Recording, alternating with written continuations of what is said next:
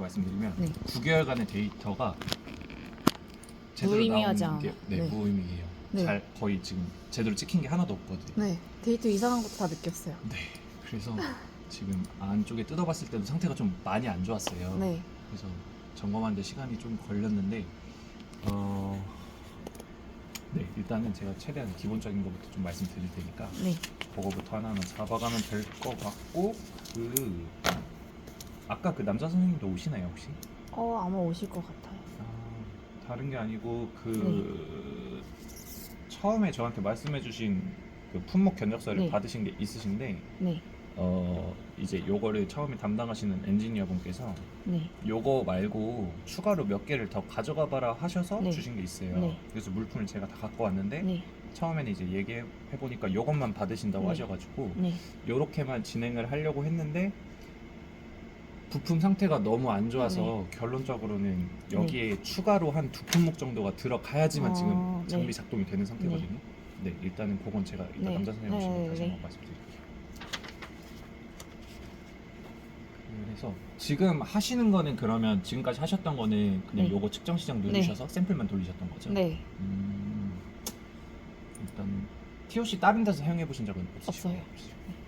일단 원리만 그냥 간단하게 말씀드리면은 요 TOC를 찍는 원리 자체가 네. TOC니까 탄소를 찍는 거예요. 네. 근데 탄소를 찍는 원리가 저 액상 샘플을 고온로라고 하는 네. 800도까지 올라가는 그 뜨거운 부품에다가 네. 주입을 해서 열로 다 산화를 시키는 거거든요. 그래서 예를 들어서 뭐 어떤 샘플에 어떤 뭐 화학 구조가 있겠죠. 거기 탄소가 붙어 있으면은 그걸 다 열로 하나하나 제거를 한 다음에 그 탄소에다가 산소를 붙여요. 그럼 CO2가 되잖아요. 그래서 그 CO2 이산화탄소 가스를 얘가 측정을 하는 거예요. 그러니까 실제로 디텍터에서 측정하는 거는 탄소를 측정하는 게 아니라 이산화탄소를 측정을 해서 이산화탄소 하나가 나오면 거기 탄소 하나가 있는 거다 이런 개념이거든요. 그래서 제일 중요한 파트 중에 하나가 그 800도까지 올라가는 뜨거운 고온로라고 하는 파트고 거기 안에 실제로 샘플이랑 캐리어 가스, 산소 가스가 주입되는 길다란 관이 있어요. 그래서 그거를 거기는 이제 사용을 하시면 하실수록 소모품 개념으로 마모가 될 수밖에 없어요. 그래서 뭐 6개월이면 6개월, 3개월이면 3개월마다 한 번씩 확인하셔서 컨디션 체크해 주시고 컨디션이 안 좋으면 새 걸로 교체하시고 이런 개념이거든요. 제가 일단은 소프트웨어 전체적으로 분석하는 과정이랑 데이터 확인하는 법부터 말씀을 드릴 거고 그리고 나서 그 유지 관리하는 법 말씀을 드릴게요. 그래서 처음부터 시작할게요. 요 찍으셨던 데이터를 그럼 결과값으로 실제로 사용을 하셨었나요? 저희는 제가 무방류라서 네. 그냥 데이터를 기록 관리만 하고 있었거든요. 그냥 내부적으로만 확인하시는 네, 용이신 네. 거죠? 알겠습니다.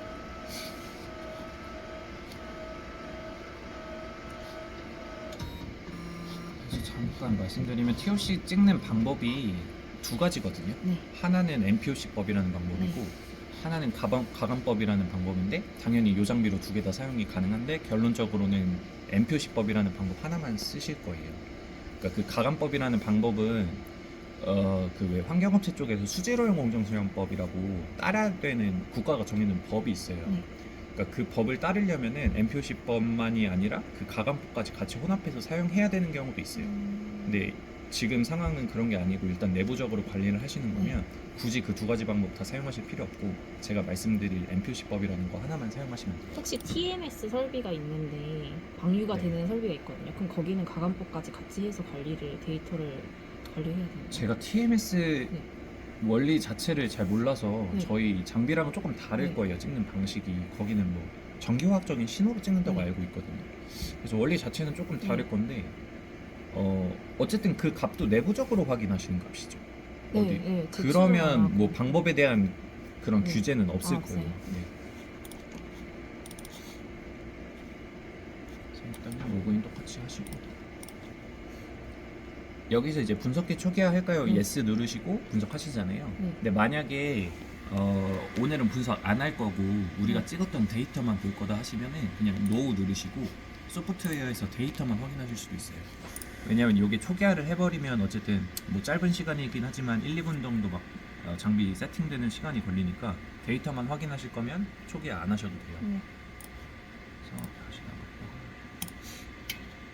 지금 초기화 눌러볼게요. 그리고 요 밑에 요게 제너레이터라고 하는 건데 네. 캐리어 가스로 산소가스가 들어가서 네. 얘가 이제 원리가, 그러니까 원래 기본적으로 디폴트 세팅은 제너레이터가 아니고 그냥 그 가스통 40ml짜리 긴 가스통 있잖아요. 그걸 그냥 다이렉트로 연결하는 경우가 대부분이긴 해요. 네. 근데 그 가스통 설비를 하기가 힘들거나 조금 간편하게 쓰실 때 요걸 쓰는 거거든요. 그래서 요것도 원리가 주변에서 공기를 다 모아요. 끌어 모아서 순수한 산소가스만 보내줘야 되니까 여기 안에도 필터가 들어가요. 뭐 탄소 필터, 네. 이산화탄소 필터, 수분 필터 세 가지가 들어가는데 공기를 압축해서 필터 3번 거친 다음에 가스를 보내주는 역할이거든요. 그래서 결론적으로 아실 거는 여기도 필터가 들어가서 네. 그 필터도 오염이 돼버리면 네. 결과값이 많이 흔들릴 수가 있어요. 근데 제가 아까 점검 다 하고 나서 시운전으로 저 물 한번 찍어봤는데 네. 지금 상태는 괜찮거든요. 네. 근데 일단 그거는 알고는 계시면 될 것 같아요. 뭐 6개월 정도 혹은 1년 네. 정도 사용하시면 필터 오염이 돼서 결과값이 틀 수가 있다. 네. 그때는 필터도 교체를 하셔야 돼요. 그거는 알아만 두시고 하시던 대로 이제 이니셜라이즈 하시고 나면은 왼쪽에 상태창 뜨잖아요. 여기서 중요하게 보셔야 될 거는 아시다시피 이 인아웃 가스 플로우 두 개가 제일 중요해요. 네. 두 개 다 원래 디폴트는 160까지 올라와야 되는 게 맞고요. 아웃 가스가 좀 더 높은 건 상관은 없어요. 근데 문제가 되는 거는 이제 보셨던 것처럼 얘가 뭐 150 이하로 떨어져 버린다든지 뭐 130, 100까지 확 떨어져 버리면 분석 자체가 안 되게 막혀 버리거든요. 근데 그 의미 자체가 어차피 인가스는 여기서 필터 걸러서 보내주는 거니까 특이한 경우가 아니면 160까지 웬만하면 잘 올라와요. 근데 이 아웃가스 플로어가 떨어지는 경우가 이제 유지보수랑 관련된 내용이거든요. 아까 말씀드린 그 뜨거운 연소관 부분이 뭐가 이물질이 많이 차 있거나 아니면 뭐 튜빙 같은 데도 뭐 이물질 같은 게 차 있거나 하면은 아웃가스 플로어가 조금씩 떨어져요. 그래서 요 값이 제일 중요하다라고 알고 계시면 되고 그 관련된 유지보수 내용은 이제 나중에 알려드릴게요.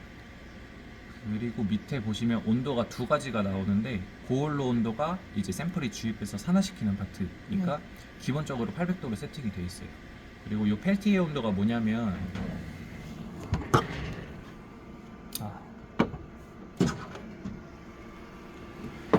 요것도 그냥 알고만 계시면 돼요. 따로 만지실 필요는 없고 펠티에가 뭐냐면 여기서 800도로 가스를 산화시켜서 이산화탄소 가스가 나온다고 했잖아요. 그 이산화탄소 가스를 앞쪽에 필터 거쳐서 디텍터로 보내줄 건데 그 전에 이게 펠티에라는 부분이거든요. 이 하얀색 박스가 가스 생성된 거를 디텍터 가기 전에 약간 수분기 잡기 쉽게 냉각시켜주는 역할을 해요. 약간 냉장고 같은 역할이라고 보시면 돼요. 그래서 얘가 적정 온도는 4도에서 14도니까 그 안으로만 들어오면 온도는 문제 없다라고 판단하시면 돼요. 만약에 온도가 펠티의 온도가 이상해지면 그때 어떻게 돼요? 그때는 사실 유저가 할 수 있는 게 아니라 네. 그 펠티에 관련된 보드나 모듈 자체가 문제가 생긴 거라 엔지니어분이 오셔서 교체를 하시거나 하셔야 돼요. 네. 그래서 웬만하면 온도 쪽에 문제는 없으실 네. 거예요. 중요한 거는 가스만 잘 보시면 돼요.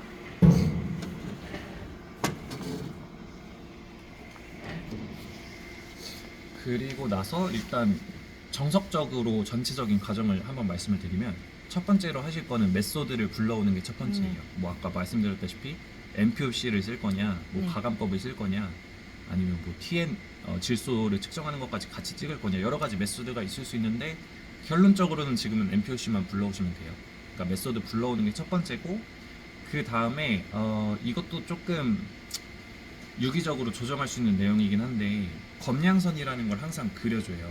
그러니까 이 TOC 장비 자체가 어제 돌린 거랑 오늘 돌린 거랑 탄소값 똑같은 샘플을 찍더라도 정확하게 결과가 일치하진 않거든요.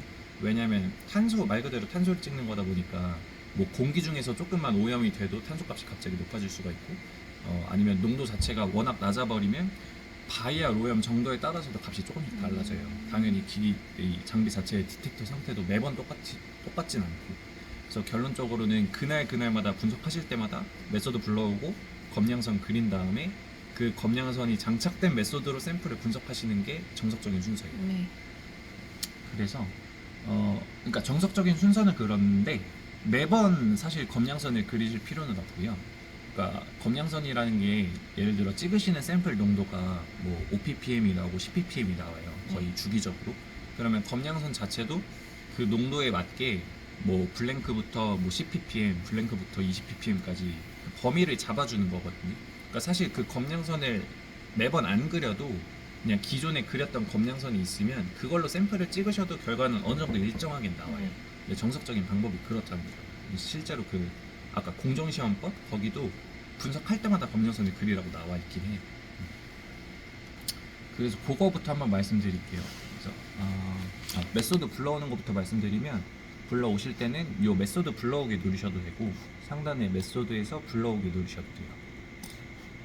그래서 눌러보면은 이렇게 몇 가지 만들어져 있는 게 있는데, 제가 요 맨 위에 있는 MPOC라는 거를 디폴트로 세팅을 해드릴 테니까 네. 요거를 불러오시는 걸로 하면 될 것 같아요. 그래서 더블 클릭해서 불러오신 다음에 OK 누르시면 메소드가 불러와지는 건데, 잘 불러와졌는지 확인하시려면은 왼쪽 하단에 불러온 메소드가 떠요. 왼쪽에는 로그인한 아이디, 불러온 메소드 이름 뜨니까 요거 확인하시고 분석 진행하시면 되고요. 사실상 요거 말고 다른 걸로 바꾸지 않는 이상 어차피 마지막에 기기 껐을 때 메소드가 그대로 불러와져 있긴 해요. 그래서 요거는 그냥 확인만 하시고 쭉 진행하시면 될 것 같아요. 그래서 매번 그리지는 않겠지만 검량선을 그리실 거면은 메소드 불러온 상태로 검량선 시작 누르시고요. 확인창이 두 개가 뜨는데 둘 다 yes, yes 누르시면 돼요. 지금 불러온 메소드로 검량선을 그리겠냐라는 의미니까. 그래서 여기까지 들어오시고 나서 직관적으로 보시려면은 요 스탠다드 개수, 그러니까 우리가 블랭크 포함해서 몇 ppm을 찍겠냐라는 걸 여기서 조정을 하고, 이 맨 오른쪽에 농도를 입력해 주시면 돼요. 그러니까 보통 이제 블랭크 하나 찍으실 거고, 예를 들어 뭐 한 10ppm까지 그린다고 쳐볼게요. 보통은 한 두세 포인트 잡으니까 블랭크 하나 찍고 뭐 3ppm 하나 찍고 6ppm 하나 찍고 10ppm 하나 찍고, 그래서 요렇게 설정하시고 측정 누르시고 기존에 하시던 대로 샘플에다가 블랭크 3ppm, 6ppm, 10ppm 놓고 시작하시면 검정선이 그려져요. 근데 여기서 요게 입력이 돼 있으면 안 되는데, 요거는 혹시나 지금처럼 숫자가 기입이 돼 있으면 네. 항상 0으로 입력하시고 0으로. 시작하시면 돼요. 요게 디폴트 값이거든요. 그러니까 요 검량선 네. 블랭크라는 건 나중에 이제 검량선 그려지고 나서 저희가 막 보정하거나 하는 값이라 요거는 항상 0으로 돼 있으셔야 되고, 그래서 스탠다드 개수랑 요 농도만 설정하시고 측정 눌러주시면 되고요. 그럼 이거 샘플은 네. 그 뭐 스탠다드 그런 거 가지고 희석해서 만들어서 나오는 게 맞아요. 그래서 오늘 그 납품된 것 중에 네. 1000ppm짜리 TOC 용액이 있어요. 얘가 1000ppm이거든요. 네. 그러니까 요거를 이제 뭐 10배, 100배 희석하셔서 네. 요 각각의 농도를 만드신 다음에 네. 바이알에 담고 찍으시면 돼요. 네. 감사합니다. 해서 측정 한번 눌러보시면 이렇게 그 샘플 시퀀스 입력할 때랑 비슷한 창이 떠요. 네. 근데 여기서 오른쪽으로 창 살짝 넓히시면은 저희가 입력해준 농도가 뜨거든요. 네. 요거는 나중에 수정이 안 되니까 처음에 요렇게 돼 있으시면 살짝 늘리셔서 맞는지 한 번 더 확인해 주시고, 그럼 만약에 잘못돼 있는 것 같아서 직전으로 돌아가려면 어떻게 해요? 그러면 그냥 끄시고 다시 시작하시면 다시요? 돼요. 네. 그래서 이 상태에서 얘는 이제 어차피 무조건 1번부터 걸게 돼 네. 있어요. 중간중간에 시퀀스 원하는 곳에 입력이 안 되니까 1번부터 순서대로 블랭크 넣고 3ppm 넣고 6ppm 넣고 네. 10ppm 넣고, 그리고 돌리시는 것처럼 진행 버튼 누르시고 체크 누르시고 가스 플로우 정상인지 정도만 네. 확인하시고 시작하시면 돼요. 네. 자동으로 이제 검량선 분석이 될 네. 거예요. 그리고 나서 왜 이제 샘플 다 찍고 나면은 자동으로 얘가 이런 결과창을 보여주잖아요. 이렇게 네. 그것처럼 검량선도 끝나고 나면은 예전 검량선은 그냥 하나 열어볼게요. 네. 이렇게 자동으로 검량선 창을 얘가 띄워줘요. 근데 혹시나 이게 닫혔다고 해도 방법을 알려드릴게요. 분석 결과에서 검량선 결과 보고서 누르시고, 여기서 당연히 방금 찍은 검량선이니까 제일 최신 거를 여시면 되실 거예요. 네. 근데 지금 데이터가 없으니까 옛날 거 열어서 설명드릴게요. 요게 이제 작년 12월에 찍은 데이터라고 나오는데, 네. 보시면은 블랭크를 안 찍으셨네?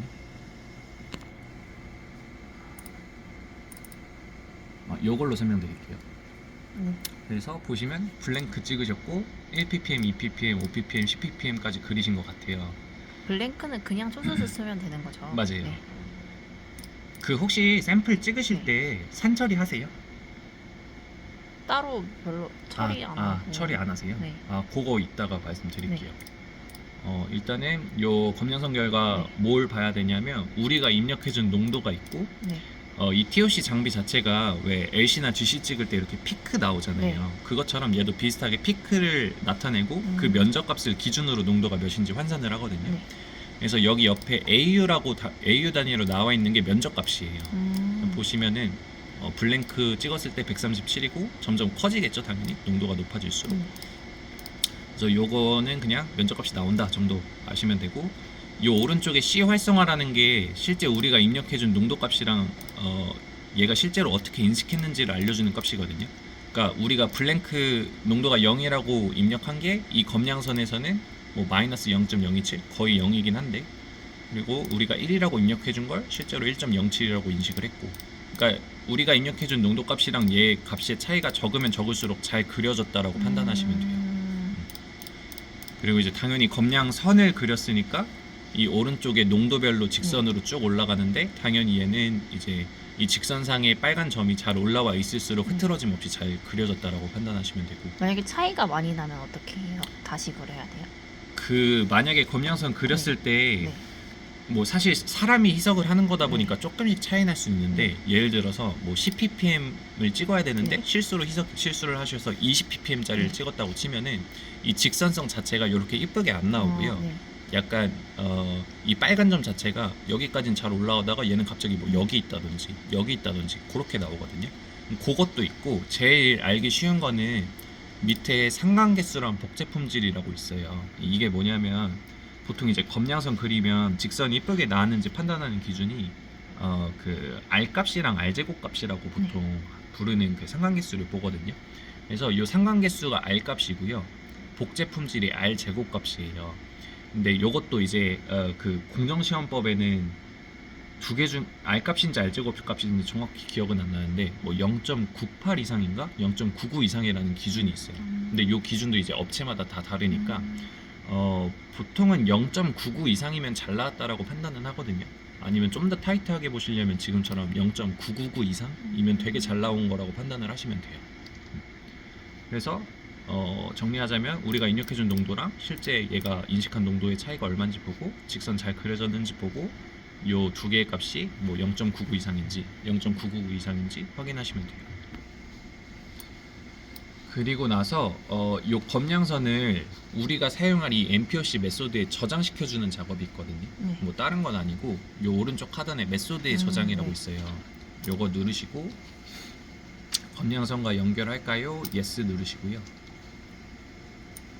그러면 요 창이 지금 우리가 사용할 이 MPOC 메소드의 검량선 정보 창이에요. 근데 이미 얘는 검량선 저장이 돼 있는 메소드라서 요렇게 나오는데, 원래는 어떻게 나오냐면 이렇게 메소드에 저장해서 yes 누르면 요렇게 나와요. 그러니까 보시면 디폴트라고 해서 아무것도 안 들어가 있는 상태거든요.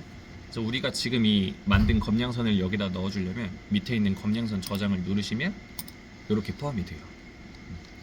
그래서 항상 이 검량선을 그리는 주기 자체도 업체마다 좀 달라요. 어쨌든 요거 그리는 시간도 있고, 아시다시피 분석하는 시간도 뭐 요 정도면 30분 40분 이상은 걸릴 거라서 좀 번거롭다 하시는 곳은 뭐 3개월에 한 번씩 그릴 거야, 6개월에 한 번씩 그릴 거야 하는 것도 있고, 제약회사 같은 곳들은 저희가 1년에 한 번씩 점검을 가서 검량선을 그냥 그려드려요.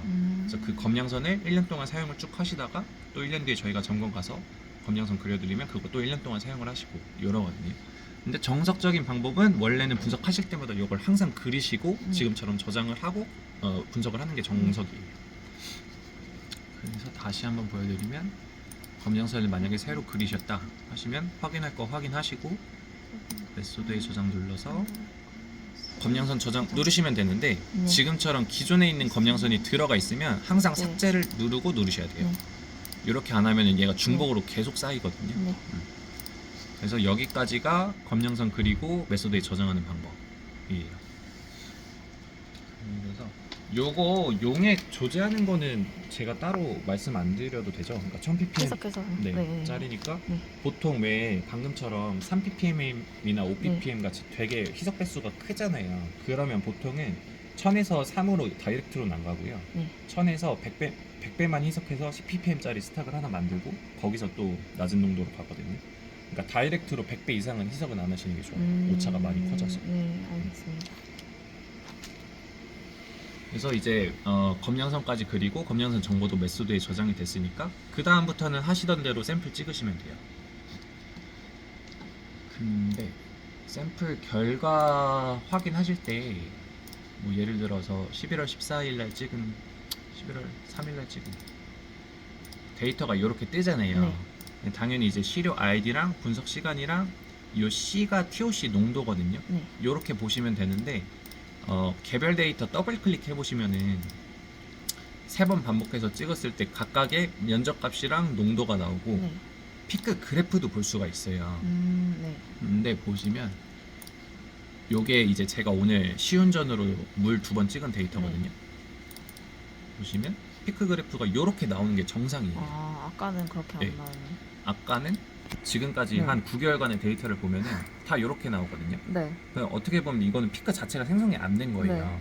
그러니까 그러니까 이렇게 나온 요 농도는 사실 의미가 없는 거라고 보시면 되고, 당연히 편차도 클 수밖에 없죠. 처음에는 뭐 면적이 5 찍혔다가 두 번째, 세 번째는 뭐 아예 안 찍히고 이래 버리니까. 그래서 말씀드리고 싶은 거는 요거 이제 분석하시고 나서 데이터 보실 때 기본적으로는 요 TOC 농도만 보시면 되는데, 더블 클릭하시면은 피크 그래프도 볼 수 있으니까 얘가 또 이제 일전에 찍으셨던 것처럼 피크가 안 생기고 뭐 그냥 바닥에 둥둥 떠다닌다 하시면 뭔가 어딘가 잘못됐다라고 인식을 하셔야 돼요. 보통 피크가 안 나오면 어떤 부분이 잘못되는 거예요? 그거는 이제 말씀드리긴 할 건데 원인은 뭐 몇 가지가 있긴 한데 제가 지금까지 찍은 데이터가 안 나온 걸 봤을 때 아까 제가 요 장비 열어봤을 때 그 안쪽에 고온로 800도까지 올라가는 그 길다란 관 상태도 안 좋았고 제가 한번 보여드릴 건데 요 실린지가 이제 왔다 갔다 하면서 샘플 채취하고 여기에 왜 샘플 주입해서 산화를 시키잖아요. 근데 이 실린지 포지션이랑 이 구멍이랑 깊이나 왼쪽 오른쪽 이 구간이 안 맞다 보면은 얘가 그냥 하늘에 둥둥 떠다닌 상태로 샘플이 주입되는 거예요. 그러니까 어쨌든 얘가 산화를 시키려면은 이 실린지가 이 구멍이랑 딱 맞닿아 있는 상태에서 그 상태로 샘플이 그 연소관으로 주입이 돼야 되거든요. 근데 하늘에 둥둥 떠다닌 상태로 이제 왼쪽 오른쪽도 잘 안 맞았을 때 이 상태에서 샘플이 주입되면은 안에서 열을 줘서 산화를 시킬 건데 그 산화된 가스가 밑으로 안 들어가고 그냥 위로 새버려요. 그 틈 사이로. 그래서 제가 봤을 땐 피크 자체가 형성이 안 된 것 같아요. 이게 그 안에 뭐 교체를 하면서 저희가 이걸 조정한 적이 있었거든요. 그래요? 근데 그거를 제가 한 건 아닌데 그런 것 때문에 틀어지는 거죠. 그것도 큰 원인 중에 하나였을 것 같아요. 물론 가스 플로우 자체도 내려가 있긴 했는데 그래도 어쨌든 분석이 되긴 하거든요. 150 이상으로만 올라오면은. 근데 피크 그래프 자체가 안 나온 거 보니까 그냥 얘가 포지션이 안 맞은 상태로 샘플에 주입만 하다 보니까 가스 생성 자체가 안 된 것 같아요. 그래서 이제 그걸 알려드릴 건데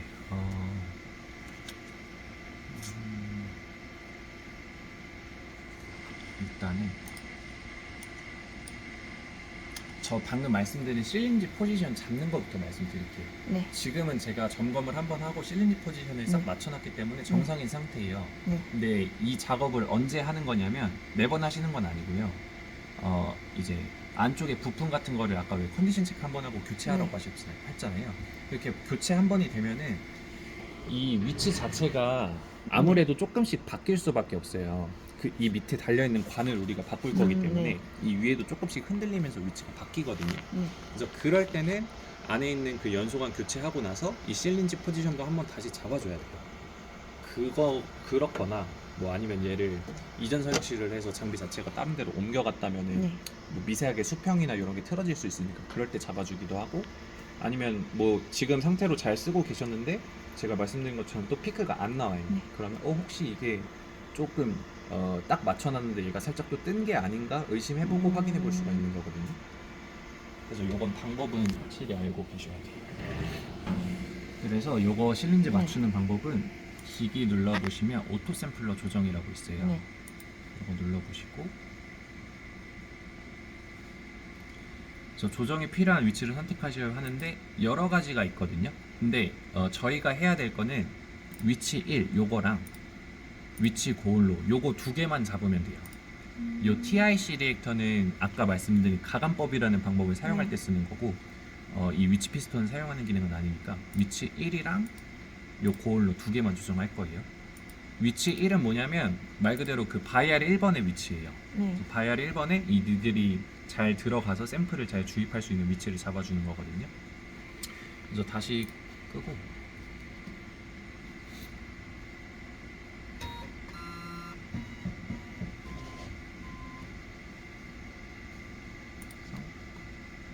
샘플러에서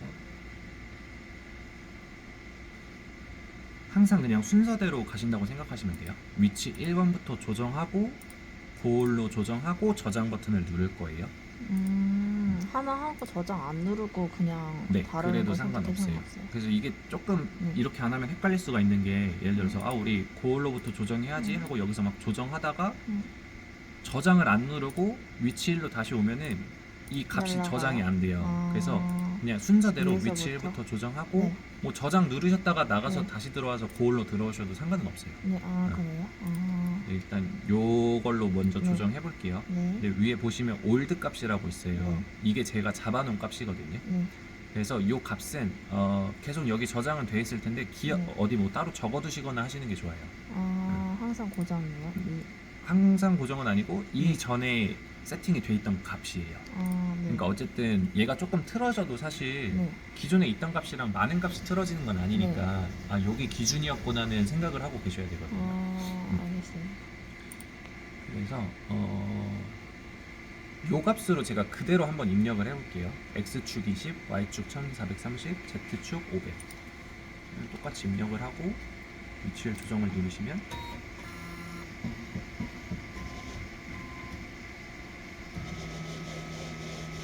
제가 1번 바이알 위치에 가서 조정된 만큼 쭉 내려요. 네. 네. 그래서 이 Z축이 당연히 이 위아래 깊이고요. 네. X축이 앞뒤고 Y축이 왼쪽 오른쪽이에요. 그래서 여기 나와 있긴 하거든요. 그래서 예를 들어서 여기 나와 있는 대로 값을 마이너스로 하면 할수록 높이 올라간다고 했잖아요. 네. 그러니까 얘를 한 200까지 200으로 해볼게요. 네.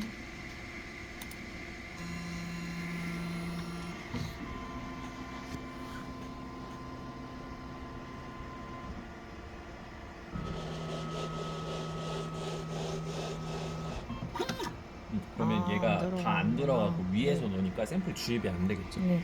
그래서 당연히 요 깊이는 충분히 들어가 있어야 되고 요 X축, Y축도 그 바이알 뚜껑이 최대한 정중하게 맞춰야지 잘 샘플이 주입이 되는 거니까 보통 요게 그냥 아예 데이터가 없는 상태로 처음부터 조정을 한다라고 치면은 최대한 바이알에 가깝? 네, 가깝